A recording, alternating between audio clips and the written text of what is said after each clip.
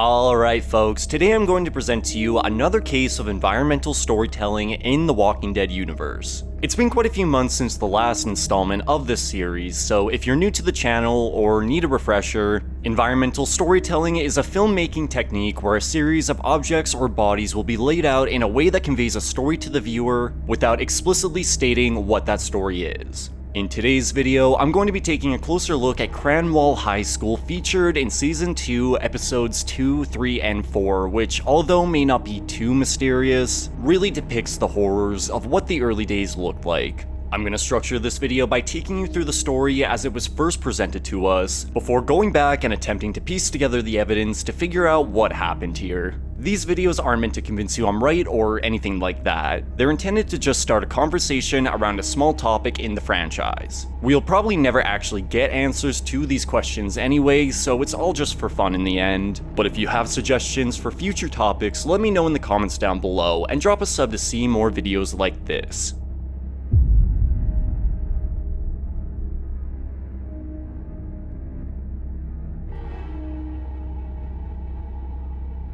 After a gunshot left Carl in critical condition and in a coma due to a hunting accident at the hands of a man named Otis, Rick and Shane would rush back to a veterinarian named Herschel's farm in hopes of getting him the medical attention he needs. But without a respirator, along with a few other surgical tools needed to save his life, it was only a matter of time before Carl passed from his injuries. The nearest hospital was said to be burnt to the ground a month ago. However, luckily, the local Cranwall High School was known to have been the site of a FEMA camp designed to provide aid for those in need at the beginning. The only issue? The high school was now allegedly crawling with the dead as they hadn't dispersed in the weeks since its fall. But volunteering to take the risk and infiltrate the camp anyway, Shane along with the regretful Otis take off in pursuit of Cranwall in hopes of finding what they need to save Carl's life. And once arrived come dusk, the two would realize they may have bitten off more than they could chew as the disaster relief site appeared to be a complete disaster area itself. The high school wasn't a hospital or a military camp, but rather something in between as we see a mixture of medical, law enforcement, and military vehicles lined up in a way that looks like an attempt to create a barrier, which although doesn't look sealed too tightly, could explain why the dead haven't dispersed as the cars act as a natural container. What strikes me as particularly odd, however, is the lack of EMT, nurse, or doctor walkers inside. After brightening the scene, which is pretty much essential, I can point out a ton of military personnel and even a few cops, but we see no medical professionals and only 2 walkers total with a FEMA jacket or vest. It is a really dark scene, even after brightening it, so it's hard to say if this is for certain, but attention was paid to how the walkers appear in this scene and none of them have scrubs or white jackets, which just seems really off.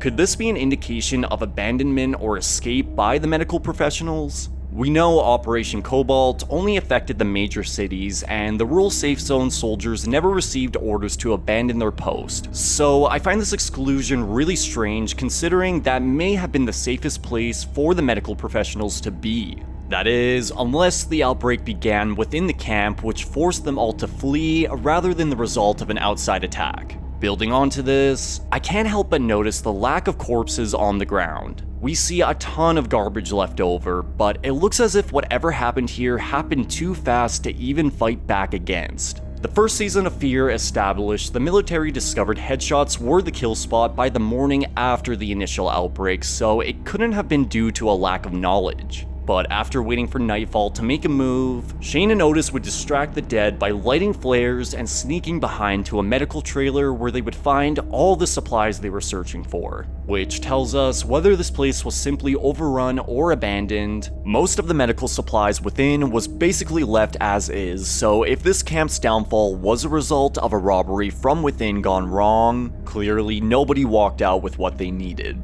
However, unfortunately for Shane and Otis, the dead could only stay distracted by the flares for so long, and after opening the trailer door in an attempt to escape, the entire herd would come chasing after them, leaving the two with no choice but to shoot their way through the noticeably locked back doors and run for their lives through the Cranwall halls. It's important to note we see no walkers within the actual school itself outside of those chasing Shane and Otis from the courtyard, as well as those in the gym, which we'll get to shortly. And building onto the locked doors the two had to shoot through, we see what I assume to be the front doors of the school leading to the overrun yard chained with a padlock from within, which tells me either someone sacrificed themselves to lead the dead out of the school to protect the other survivors, or a difficult choice was made to lock the door and prevent anybody else from escaping the herd and possibly turning inside. But as we pick up with Shane and Otis in the gym without seeing how they actually got in there, the two find themselves with their backs up against the wall on top of the bleachers as the herd piles in below. We don't get a particularly good wide shot of the gym, but as Otis jumps down in an attempt to lead the walkers away, we see him fall by a cot where a double amputee soldier walker crawls towards him. And as Otis frantically shuffles away, we can see other cots in the background with what looks like more soldier corpses that have been put down apart from those Shane and Otis killed while firing. This is probably the most telling piece of evidence we have, as it shows the chain door gave what I assume to be the surviving medical professionals a chance to treat the bitten, at least to the best of their abilities, which seems to have failed all around. I think it's safe to assume these injuries came from the chaos that brought this place down, but strangely, we still don't see any nurses, doctors, or EMTs within, despite evidence of medical care taking place here. However, as Shane smashes out a window to escape while hurting his ankle in the drop, he attempts to navigate through the camp's fences where we see separate staging areas overrun all the same. And just as he prepares to fight for his life to escape, Otis appears in the nick of time to put the walkers down and carry his ally the rest of the way. Although, as the herd tails the two while bullets begin to run dry, Shane makes the split-second decision to shoot Otis in the leg and leave him as bait for the walkers as he takes the medical supplies needed for Carl and limps away to the sound of Otis's screams. Shane had made it back with everything needed, and as a result, Carl would indeed survive at the cost of Otis's life and his own soul. And although the details of Cranwall's story aren't entirely clear, Otis would join the dead and roam the high school for the remainder of his undead days all the same, as if his individual journey never mattered. Now, I think a lot of the smaller details here help us paint a clearer picture of what could have happened, but it's what we don't see in the lack of medical professionals that I think fill in the gaps between. It's no real surprise, whatever happened here started from within the FEMA camp. If it was an attack from walkers on the outside, I'd imagine we'd see an obvious point of entry as the soldiers would have fought the noticeable threat. And if it was an attack by raiders, well, again, we'd see evidence of retaliation. So I believe the most likely scenario that could have kicked off this whole massacre was a possible conflict between civilians that resulted in death. With no bodies on the ground, it had to have been something that either caught the soldiers completely off guard, or happened too fast to put down even a single walker. Personally, I think the whole camp could have devolved into a full-on riot, as this place appears way too populated in comparison to how many beds, trailers, and tents they have, resulting in a fight for supplies that ultimately remained unclaimed. And if this were the case, it could make sense why the soldiers didn't shoot, as their priority could have been to protect the medical professionals first rather than quell the out-of-control chaos. Regardless, I'm now going to attempt to piece together a story as to what happened here using all the evidence we've gathered along with some outside knowledge of the franchise. But again, I am just theorizing based on what I've noticed, so it's entirely possible I can misinterpret or miss some evidence altogether. But this is where you guys come in. I'd love to hear what you believe happened here in the comments down below. When the dead began walking the earth on August 27, 2010, the US government was quick to deploy its soldiers across the country in various rural and metropolitan areas in order to set up safe zones and refugee camps for those in need. Most hospitals were left as war zones immediately following Monument Day, so any type of medical setup through FEMA quickly became one of the most valuable places to be during this early period. Cranwall High School was one of these selected FEMA camps in a small town outside Atlanta, which was chosen due to its large size in comparison to other buildings across the area. And during the first week after the initial outbreak, most locals who found themselves within would be treated to immediate medical care and military protection. A couple medical trailers were set up along with triage tents and fences, while the local police and military formed barriers to the school's yard with their vehicles in an effort to secure the camp further. At this time, Cranwall was actually in a pretty decent position as it housed many soldiers, EMTs, doctors, and FEMA workers all intending to protect and aid the civilian population while this mess was cleaned up across the country.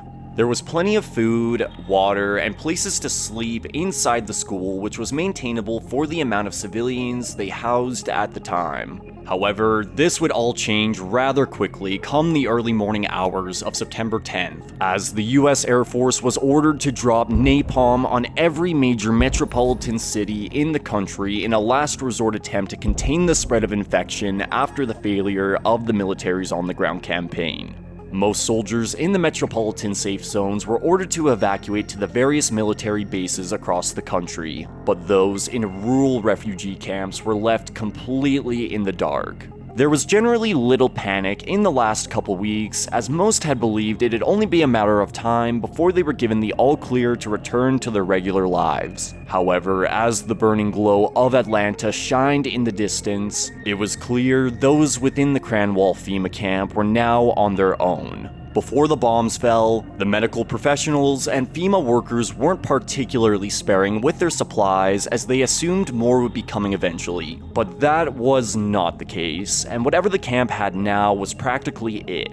This would have been maintainable for a while, given they kept the same population and the soldiers regularly looted the area for supplies. But as more and more refugees from Atlanta slowly began showing up in droves looking for medical assistance following Operation Cobalt, the resource and room situation suddenly became all the more dire. The medical professionals and FEMA workers would try their best to keep up with the demand over the next week, but as a steady stream of injured civilians kept arriving day in and day out, the pressure would begin to weigh on those who were supposed to go home to their families after only a few days of helping. Most of these medical professionals weren't actually FEMA themselves, but rather hospital employees working in coordination with FEMA, meaning for the most part, these were regular civilians all the same who were desperate to go looking for their families. And regularly over the next few nights, medical professionals followed by some FEMA workers feeling the weight of the job falling on their shoulders would begin abandoning the camp to find their loved ones under the cover of darkness as tensions continued to worsen, leaving those who chose to stay out of a perceived obligation with even heavier pressure. There were now way too many civilians in need of assistance compared to EMTs or doctors and supplies held within the trailers. So what was once a camp intended to help those in need was slowly becoming a hostile environment. By this point, from the increasingly aggressive civilians' perspective, there were only a handful of doctors, EMTs, and FEMA workers left in a sea of soldiers remaining.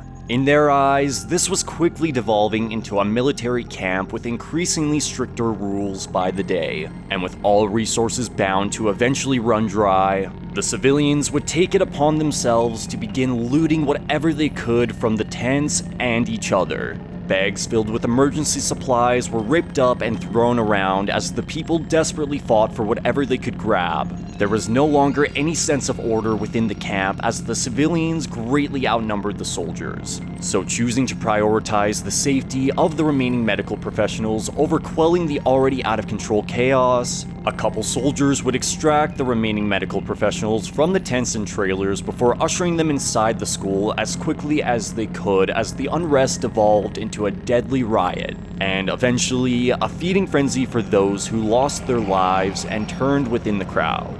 The soldiers were armed, but they could barely tell who was a living person or a walker, and every shot fired carried the risk of attracting more from the surrounding area. Most rioting civilians wanted what was inside the medical trailer, but nobody would live long enough to actually reach it as, by this point, it was every man for themselves. A few remaining medical professionals had made it inside the school unharmed thanks to the help of the surviving soldiers, in which the school itself was housing a decent amount of supplies, but most of what everyone wanted was out in that yard in the first place. However, one by one, more soldiers who were attempting and failing to save lives in the courtyard would arrive at the door and be let in, only for the others to realize each of them had been bit in various locations without even realizing.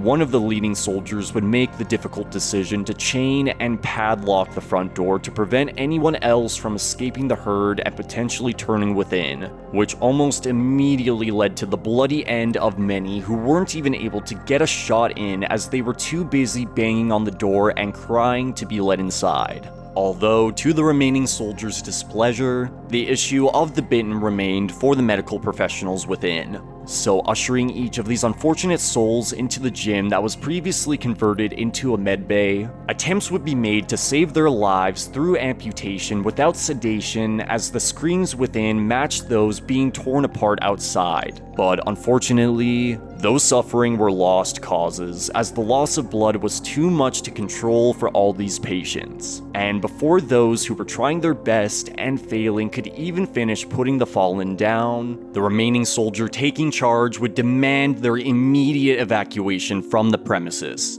If they were to stay for even another minute, it'd only be a matter of time before the herd took interest in breaking their way in or surrounded the entire school. Staging Area 3 had already fallen during the riot as well, so it was now or never as the fences were sure to crumble all around. So frantically leaving everything as is, including the final injured patient who just passed from blood loss due to a double leg amputation, the few remaining soldiers, along with the handful of medical professionals and FEMA workers, would escape through an unseen door or window in the back and sneakily abandon the feeding frenzy that was Cranwall High School. But where would these people go after all that? What could have been made of their lives after living with the guilt of locking so many out and failing so many more? Well, the only place to go that comes to mind is the local hospital that was said to have burned down a month ago, according to Otis. After the loss of all their supplies, it would make sense for a small group of medical professionals to prioritize finding more resources, especially if any of them were injured in the escape. Could they have taken refuge there for a time before losing it to another unforeseeable event? Well, it's entirely possible, but we'll never actually know. The only thing we can say for certain is that these people had one hell of a struggle during the early days.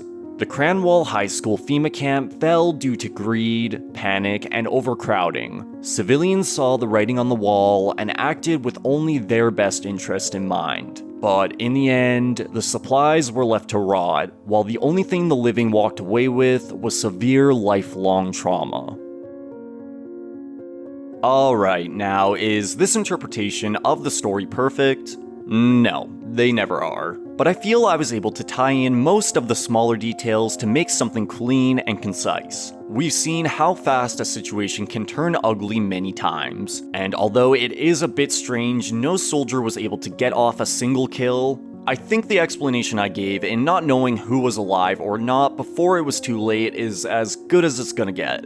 I really can't think of another explanation as to why no medical professionals are present as walkers besides most of them fled or escaped. As mentioned, attention was paid to what walkers could be found inside the camp, so the exclusion of doctors feels intentional. You could say they simply wore regular civilian clothing opposed to scrubs or jackets, but I don't really get why everyone else would be in uniform but not the doctors. And as we see in Fear Season 1, most medical professionals were indeed in uniform during their time at the military hospital. But I suppose that is the beauty of these types of videos. Sometimes you guys are able to see stuff I can't, or come up with ideas I'd never even consider. So this is where I pass the conversation off to you. Do you think my theory is accurate, or do you think I'm way off base? I'd love to hear your interpretation of the story based off the evidence we've gathered in the comments down below. But that is gonna do it for me today, folks. As always, thank you so much for watching.